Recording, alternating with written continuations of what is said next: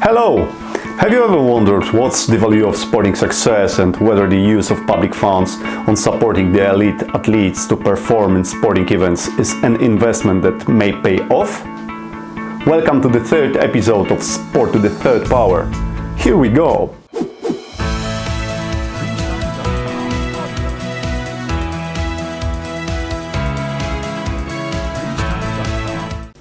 There is a vast number of factors that determine the international sporting success, perceived mainly in absolute terms, as the final ranking in medals that a country wins during participation in a sporting event.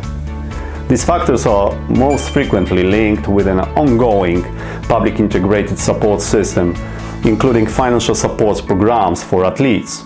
Therefore, international sporting success at the elite level makes this issue of interest to many potential stakeholders, including taxpayers and public bodies. In many countries around the world, government programs are created to finance the preparation of athletes for large sporting events. Examples of such programs are those offered in Germany, China, Australia or Switzerland.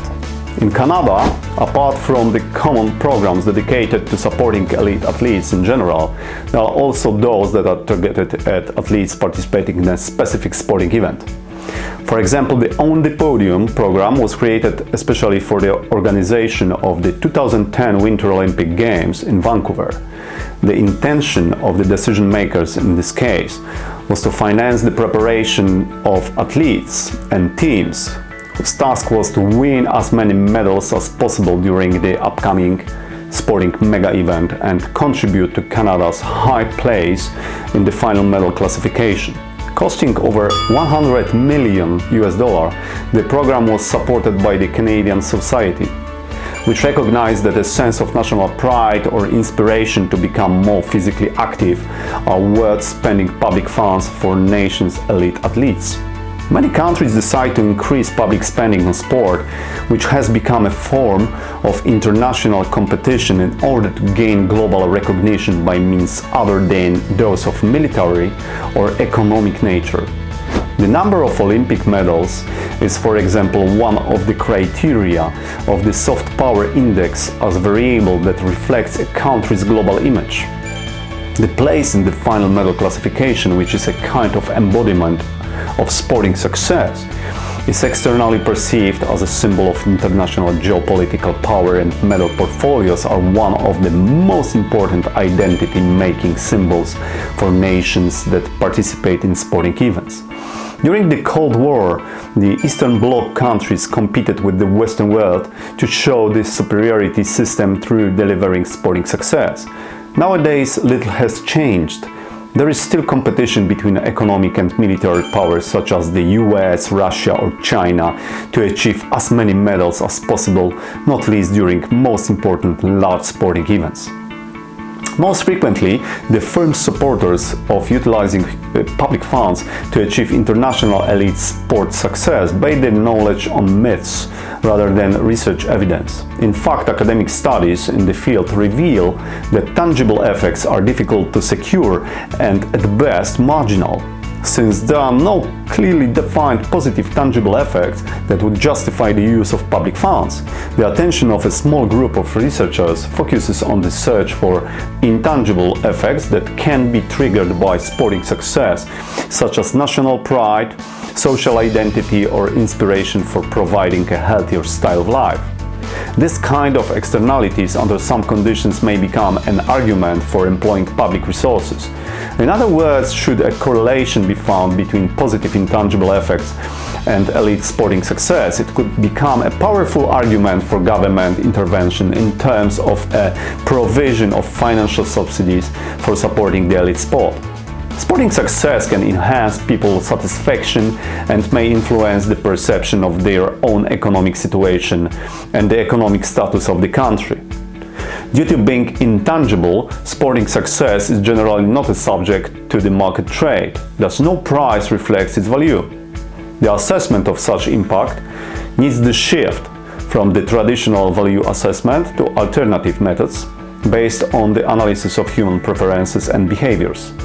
In other words, It is necessary to search for solutions that will enable the assignment of particular monetary values to intangible effects and thus allow their economic valuation.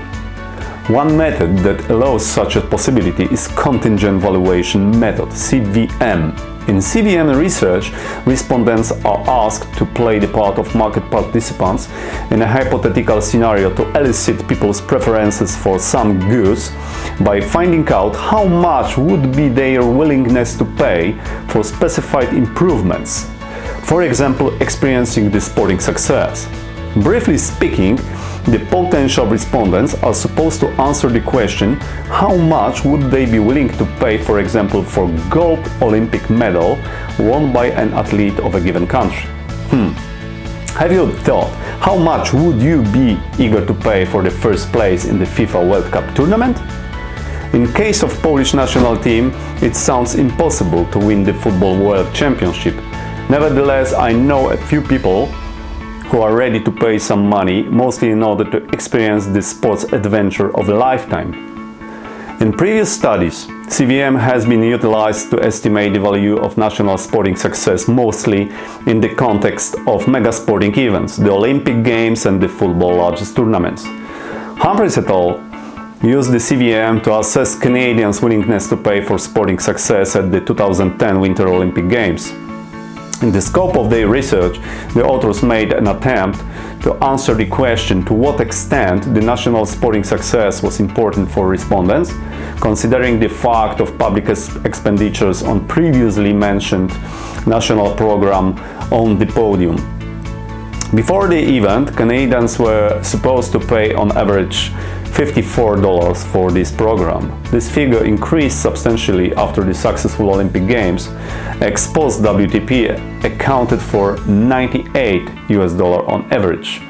The aggregated and discounted values of WTP before and after the Games were between $719 and $3.4 billion respectively, and were high enough to justify the public support on the Podium program and indicated the importance of sporting success for the Canadian population.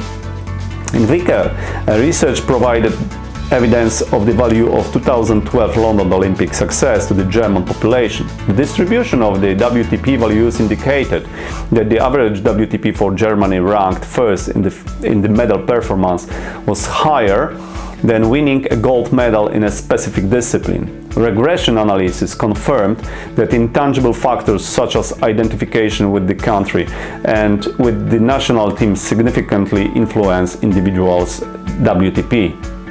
There are a small number of studies in which the comparison between two or more mega sporting events has been conducted. In Vicker, the comparison was made between the perception of sporting success for German population generated by the Euro 2012 and 2012 London Olympic Games. The obtained results confirmed that greater WTP was assigned by Germans in case of winning the Euro 2012 than taking the first place in the medal table at the 2012 Olympics in London.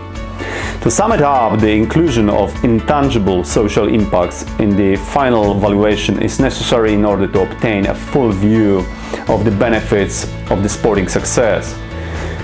The omission of these effects results in an increased knowledge gap, as well as, among other things, raised social disorientation with regard to the validity of the use of public funds to support the sport in general and elite athletes in particular. Thank you for watching the third episode.